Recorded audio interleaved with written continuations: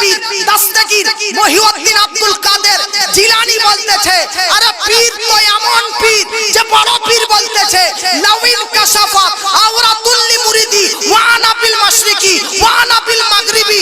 বড় পীর এমন একটা পীর, তিনি বলতেছে কেউ যদি আমার সঠিক মুরিদ হয়, শরীয়ত সম্মত মুরিদ হয়, আর সে পৃথিবীর পশ্চিমে থাকুক বা পূর্বতে থাকুক, আমি বাগদাদ থেকে তার হাঁটুর কাপড় উঠে গেলে আমি নিজেই বাগদাদ থেকে তার হাঁটুর কাপড়টা নামিয়ে দিয়েছি। বড় পীর বলতেছে আমার কোন সঠিক শরীয়ত সম্মত মুরিদ। মুরিদ যে মুরিদ নয়, মুরিদ মানে কি বিগত গুনাহ থেকে, অতীতের গুনাহ থেকে, জীবনের অতীত বিগত পাপ থেকে, গুনাহ থেকে তওবা করা এবং পরবর্তীতে ফিউচারে ভবিষ্যতে সৎ কাজ করার প্রতিশ্রুতি করার নাম হচ্ছে মুরিদ। জোরে বলে কথা বুঝতে পারলেন? বিগত পাস আপনার জীবনের অতীতে মদ খেয়েছেন, গাঁজা খেয়েছেন, নেশা করেছেন, আজকে নামাজ কাজা করেছেন, রোজা রাখেননি, টাকা সম্পদ আছে, হজ করেননি, মিথ্যা কথা বলেছেন, গীবত করেছেন, আজকে বহু পাপ করেছেন। এই পাপগুলো থেকে তওবা করা আর ফিউচারে ভবিষ্যতে আর কখনো এইরকম পাপ না করার ওয়াদা করা, প্রতিশ্রুতি করা, অঙ্গীকার করা, এর নাম হচ্ছে মুরিদ। জোরে বলে। এখন কোন ব্যক্তি যদি মুরিদ হওয়ার পর তবুও নামাজ কাজা করে, মিথ্যা কথা বলে, পরনিন্দা করে, আর মুখে তার হাত দেওয়া যায় না গালিতে, তাহলে এরকম ব্যক্তি কি মুরিদ হবে? জোরে বলেন, এরকম ব্যক্তিকে মুরিদ বলা যাবে? এরকম ব্যক্তিকে মুরিদ হিসাবে গণ্য হবে না।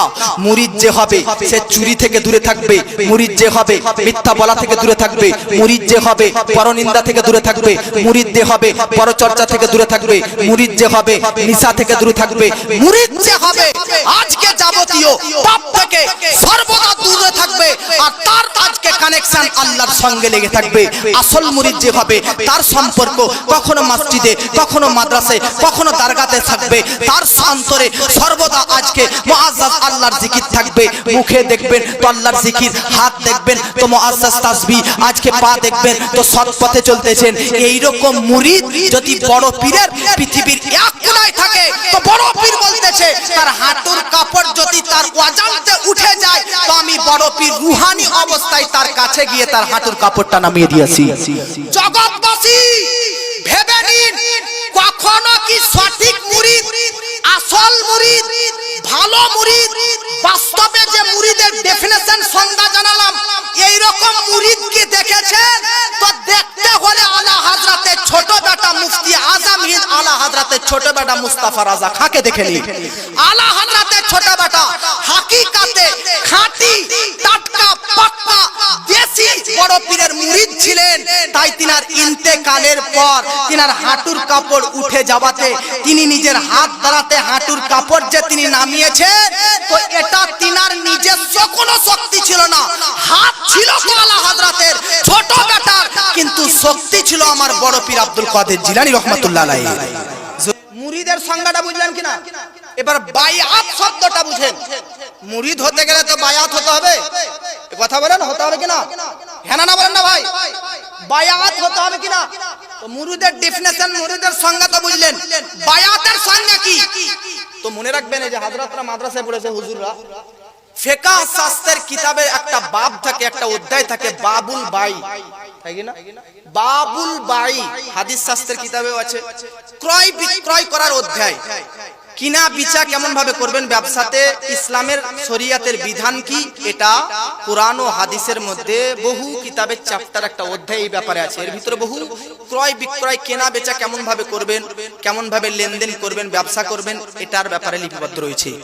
তো বাইউন কেনা বেচা, বিক্রি করার নাম। বাইউন শব্দের অর্থ হচ্ছে বিক্রি করা। কি নাম বললাম? বাইউন শব্দের অর্থ কি বললাম? বিক্রি করা। জোরে বলেন, বাইউন শব্দের অর্থ কি? বিক্রি করা।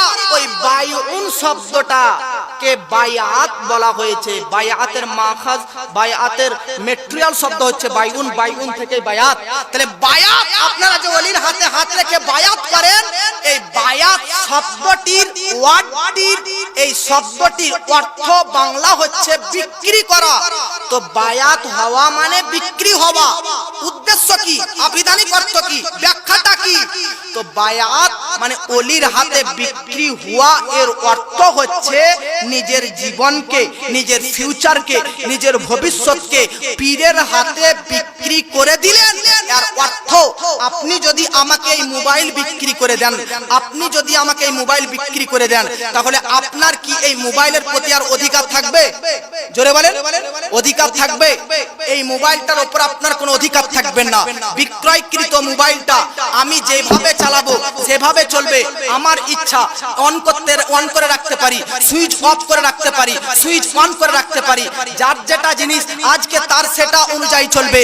তো যে জিনিস বিক্রি হয়ে যায়, যার কাছে বিক্রি হয়ে যায়, সে যেরকম চাইবে সেই রকম অনুযায়ী চলবে।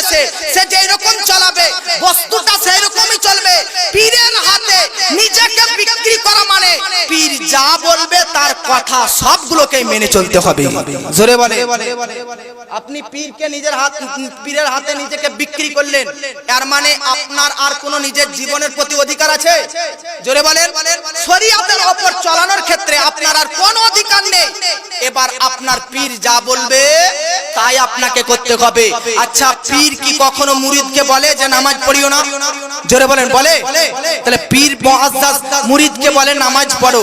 আজকে মুরিদকে বলে সুদ থেকে দূরে থাকো, মিথ্যা কথা বলা থেকে দূরে থাকো, পরনিন্দা গীবত থেকে দূরে থাকো, খারাপ কথাবার্তা অশ্লীল নিকৃষ্ট ভাষা ব্যবহার করতে থেকে দূরে সরো। তো পীরের হাতে নিজেকে বিক্রি করলেন, আবার পীরের কথা অনুযায়ী চললেন না, তাহলে কি এই বায়াতটা থাকবে? এ জোরে বলতে হবে, বায়াত থাকবে? এ বায়াত টিকবে? বায়াত টিকবে না।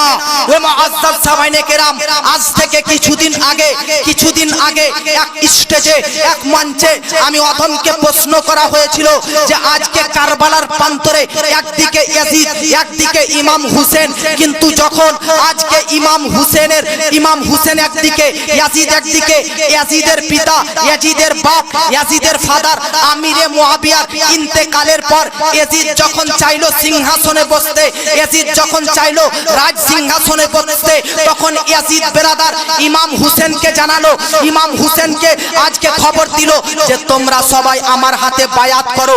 ইয়াজিদ বলল, ইমাম হুসেন তোমরা আমার হাতে বায়াত গ্রহণ করো, ইমাম হুসেন তোমরা আমার হাতে বায়াত গ্রহণ করো, মক্কাবাসী তোমরা আমার হাতে বায়াত গ্রহণ করো, মদিনাবাসী তোমরা আমার হাতে বায়াত গ্রহণ করো। আচ্ছা বলেন তো, কারবালার জীবনী আপনারা শুনেছেন, ইমাম হুসেন কি ইয়াজিদের হাতে বায়াত গ্রহণ করেছিল? জোরে বলেন, করেছিল? ইমাম হুসেনের সঙ্গী সাথী 72 জনরা মস্তক দিতে রাজি হয়েছিল, কিন্তু হাত দিতে রাজি হয়েছিল? কেন হয়নি? কারণ বায়াত শব্দের অর্থ হচ্ছে বিক্রয় হওয়া, বিক্রয় করা। ইমাম হুসেনকে জিজ্ঞেস করলাম, এ হুসেন, আমরা যদি রাস্তায় যাই, ইনিও রাত্রে সফর করে, আপনিও কখনো কখনো রাস্তায় সফর করেন, চোর যদি, ডাকাত যদি আপনাকে ধরার পরে বলে জান দে, নাহলে মানি ব্যাগে যত টাকা আছে সব দে, আপনি কোনটা দিবেন? মানি ব্যাগে যত টাকা আছে তত টাকা দিবেন না জানটা দিবেন? জোরে বলেন। আপনার কাছে মোবাইল আছে, ডাকাত যদি বলে মোবাইল দে নাহলে জান দে, তো মোবাইল দিবেন না জান দিবেন? মোবাইল দিবেন। তাহলে বোঝা যাচ্ছে ডাকাত চোর ধরলে যেটা আমাদের কাছে দাম বেশি নয়, গুরুত্ব বেশি নয়, জানের চাইতে প্রাণের চাইতে দামি কি জিনিস আছে ওই জিনিস আমরা আমাদের কাছে মোবাইল 1 লাখ টাকার হলেও দিয়ে দিই, কাছে 3 লক্ষ টাকা থাকলেও দিয়ে দিই, 1 কোটি টাকা থাকলেও আমরা দিয়ে দিই, তবু জান দিয়ে না, তবু প্রাণ দিয়ে না। কিন্তু বাহারে ইমাম হুসেন কারবালার প্রান্তরে তিনি তিনার জানকে, তিনি তিনার প্রাণকে, তিনি তিনার রক্তকে কারবালার প্রান্তরে ইয়াজিদের হাতে সমর্পণ করে দিয়েছিল। বোঝাতে চেয়েছেন ইমাম হুসেন কার ঘরের? নবীর ঘরের। আর ইমাম হুসেনের কাছে জান প্রাণ ইসলামের চাইতে দামি ছিল না, ইমাম হুসেনের কাছে জান প্রাণ দেহ রক্তের চাইতে ইসলামটাই দামি ছিল। সুবহানাল্লাহ। জোরে বলেন। তার জন্য ইমাম হুসেন নিজের দান দিতে রাজি, প্রাণ দিতে রাজি, রক্ত দিতে রাজি, আজকে মুআজ্জাজ সামাইনে কেরাম দেহ দিতে রাজি, মাংস দিতে রাজি, তবু হাতকে কখনোই ইয়াজিদের হাতে বিক্রয় করব না, কখনো ইয়াজিদের হাতে হাত রাখবো না, কখনো নিজেকে ইয়াজিদের হাতে বিক্রয় করব না।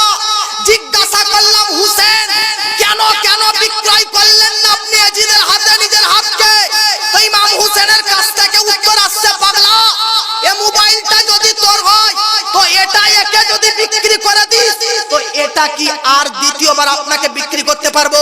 জোরে বলেন। যে কোনো প্রোডাক্ট, যে কোনো বস্তু, যে কোনো জিনিস একবার বিচার হয়, একবার বিচার হয়, দ্বিতীয়বার আর তার বিচার আমার প্রতি ক্ষমতা নাই। ইমাম হুসেন জগৎবাসীকে বলতেছে, তোমরা জানলে না এটা? আরে জেনে নাও, ইয়াজিদের হাতে কেন বিক্রয় হব? অলরেডি আমি হুসেন এবং আমার সকল সৈনিকরা নবীর হাতে হাত রেখে নিজেকে বিক্রয় করে দিয়েছে। জোরে বলে।